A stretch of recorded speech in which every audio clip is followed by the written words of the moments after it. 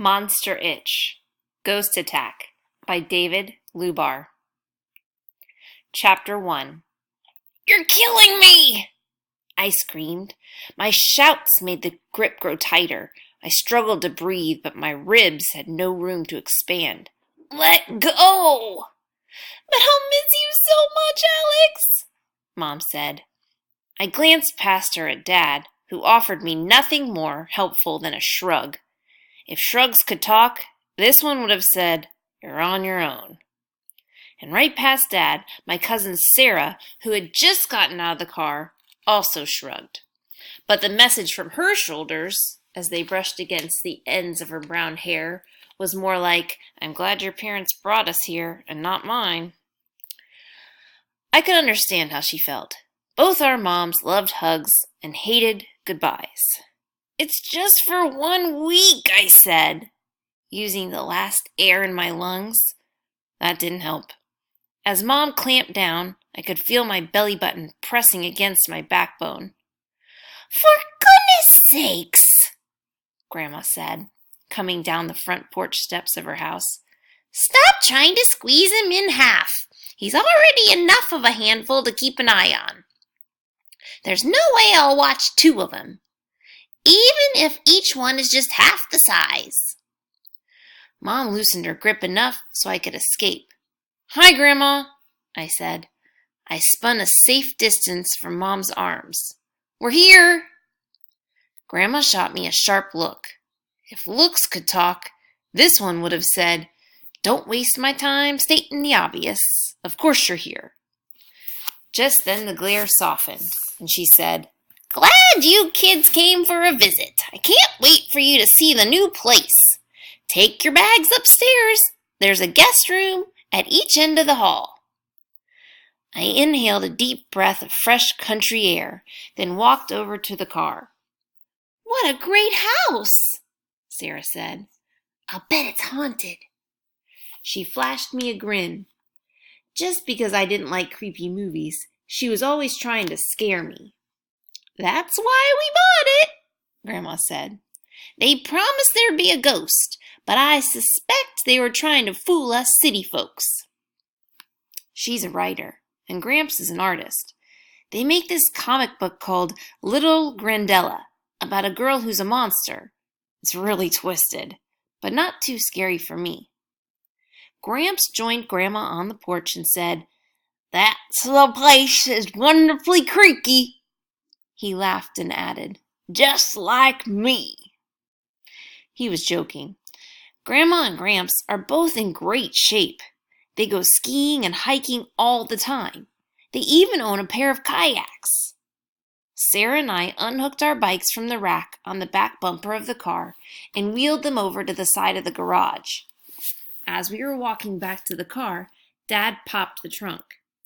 I reached in and grabbed my duffel bag. That's when Grandma said, "One of the rooms is a teeny tiny bit nicer than the other." She might as well have said, "On your mark, get set, go!" Sarah and I ran flat out for the front door. Just because she's 5 whole days older than me, she always thinks she should get the first choice, the biggest piece, and the best seat. Not this time. I might not be a faster runner than Sarah, but I was a lighter packer. My bag didn't slow me down at all. While hers was so heavy, she almost had to drag it. I reached the steps with a good lead. "Wait!" Mom shouted. "You forgot something!" I looked back. That was a mistake, because I also kept running forward. Oof! I tripped on the bottom porch step. Luckily, the stairs broke my fall. "I'm okay," I said, bouncing back to my feet before Mom could start checking me for wounds. Sarah raced past me and flung open the screen door. Mom raced toward me, holding the box.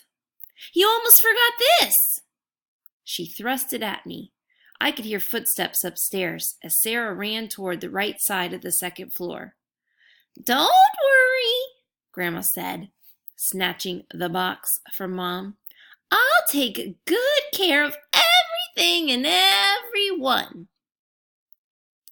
I used to have really bad allergies. That's why Mom had brought the box. It was full of stuff to treat sneezes, wheezes, coughs, itches, twitches, and pretty much anything else that didn't need stitches. She was terrified that I'd get sick. The fact that she's a doctor doesn't help. The fact that she's an allergy doctor makes things a whole lot worse. I can't even scratch a tiny itch on my arm around her without getting covered with creams, ointments, and lotions. If she hears me cough or sneeze, I'm totally doomed to spend the rest of the day in bed, even if I feel fine. Grandma told Mom not to worry in 7 or 8 more ways and finally got her heading back to the car. I heard Sarah run to the other end of the hall, then the steps stopped. I guess she'd had plenty of time to look at each room and choose the best one for herself. Oh well, it's not like the rooms would be all that different. Mom reached the car. "Take care of yourself," she called. "Bye." I gave my folks one last wave as they got into the car.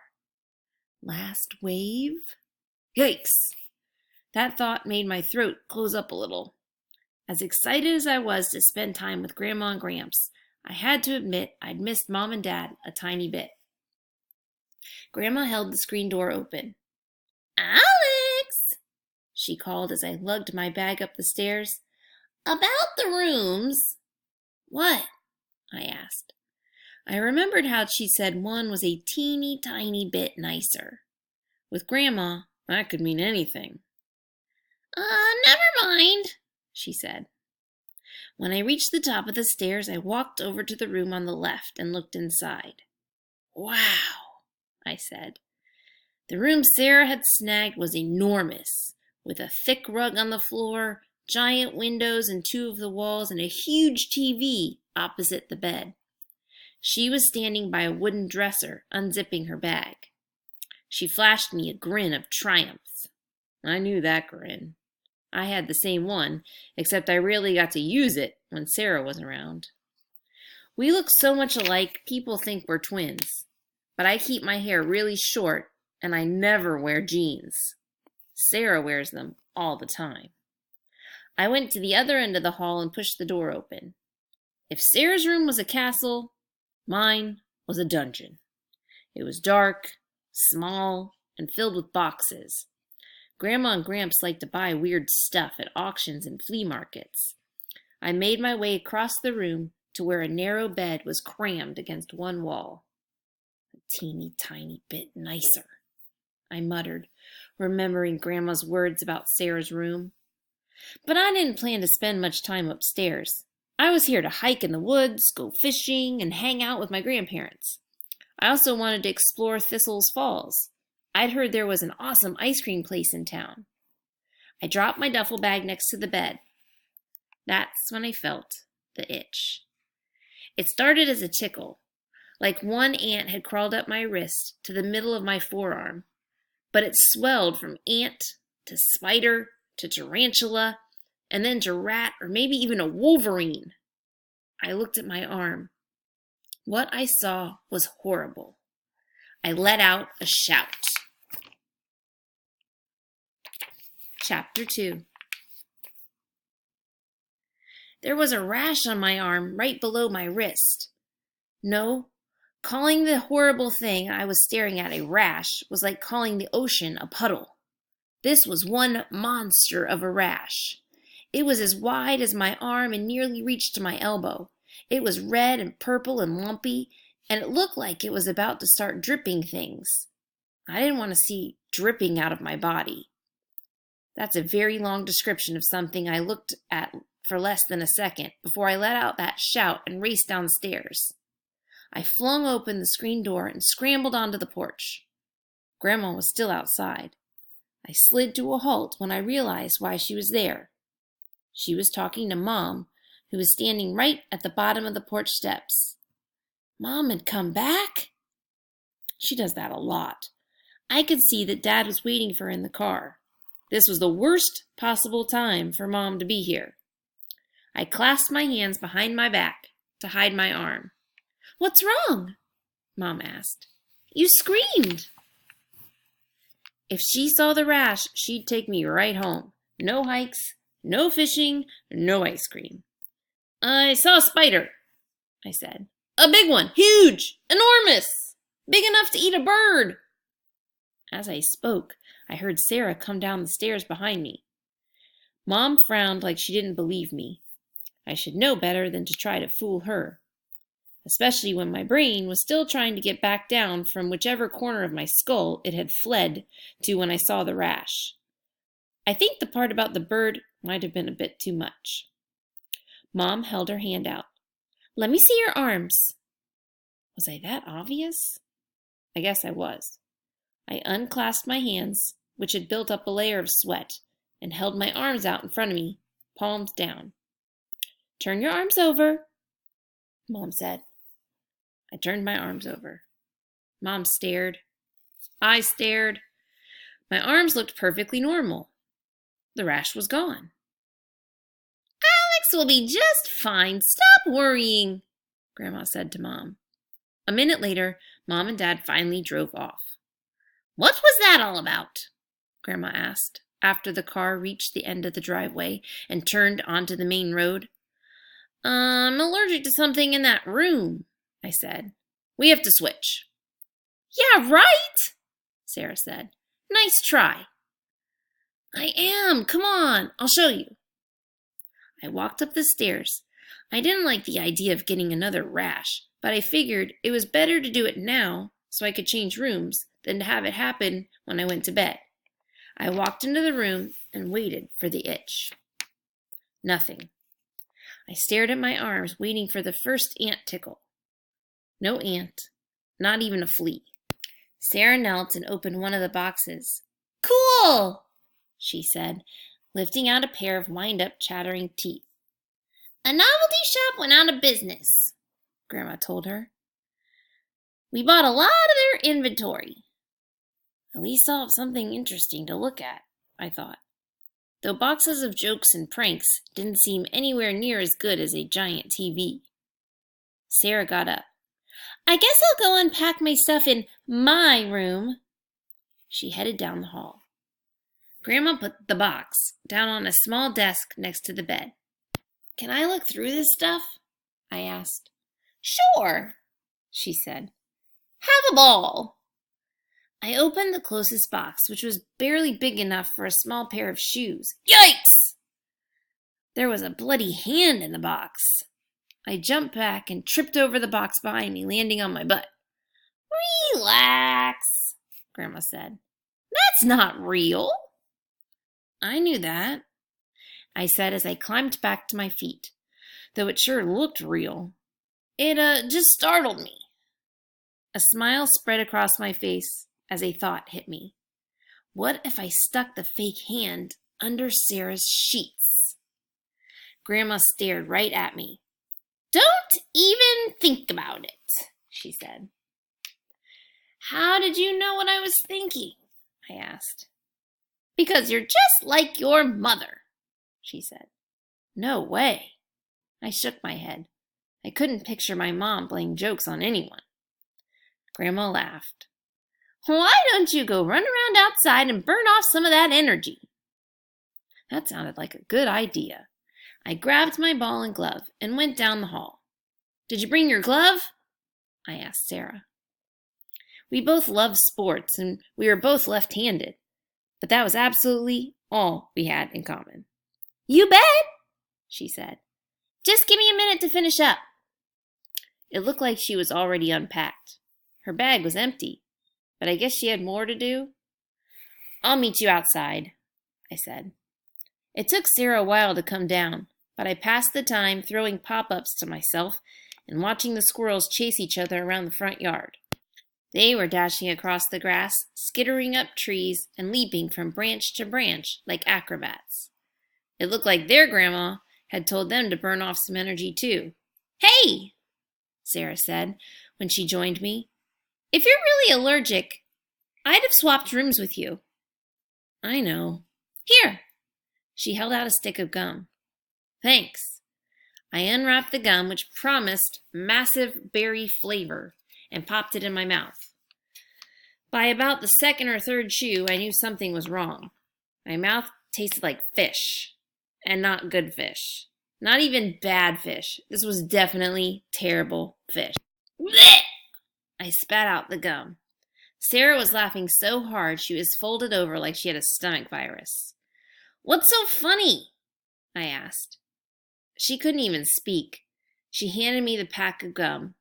Each stick was labeled with berry flavor, but the outside of the package read Dr. Quackwacky's Prankster Gum. It tastes like dead fish.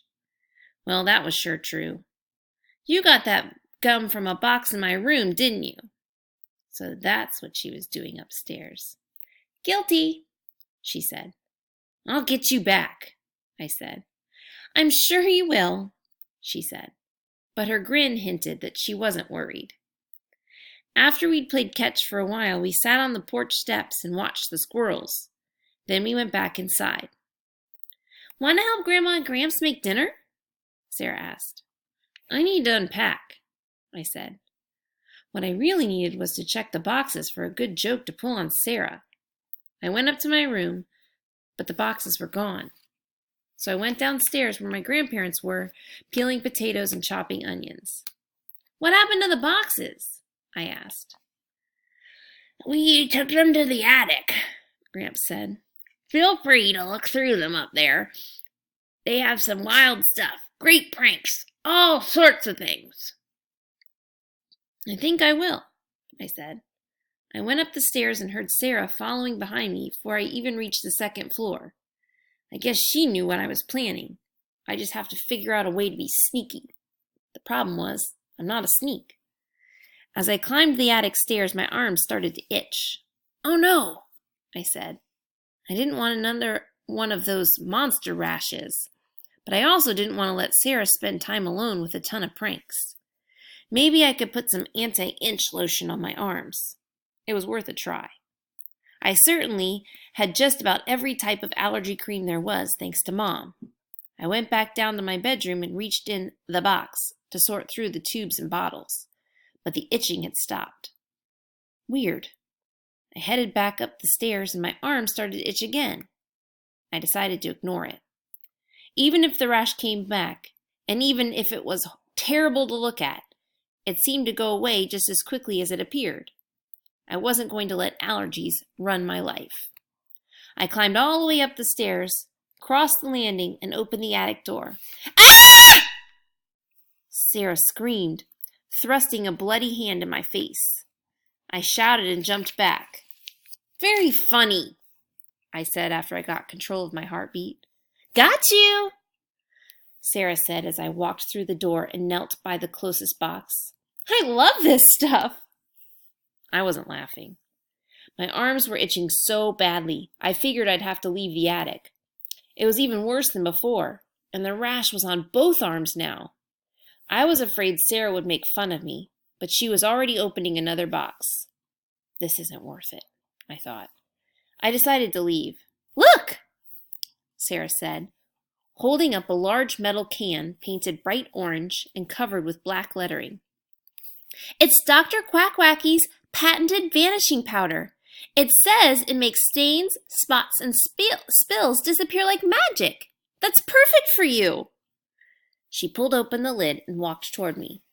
"I'll make you vanish, and I can have the grandparents all to myself." "Stop it." I knocked the can from her hands. Powder went flying all over, getting in our hair and eyes and noses. Neither of us vanished. Sarah let out a monster sneeze so fierce she bent over. This time, at least, she wasn't laughing at me, and my mouth wasn't filled with the taste of dead fish. I didn't sneeze. Instead, I let out a gasp. There was someone standing in front of me, in the cloud of powder. But the only way I knew he was there was because he wasn't there. I mean, there was a person-shaped, adult-sized, powder-coated, spooky emptiness in the dust, reaching toward me. As I stared and rubbed my eyes, the emptiness filled in with a few transparent details, like someone was tinting a sketch with light dabs of watercolors. He was thin and tall, wearing a strange hat that looked like only a brim, a type of visor, I guess, and clothes like the kind you would see in ancient photos from the 1800s. There's only one kind of person who looks like he isn't there. Ghost! I shouted.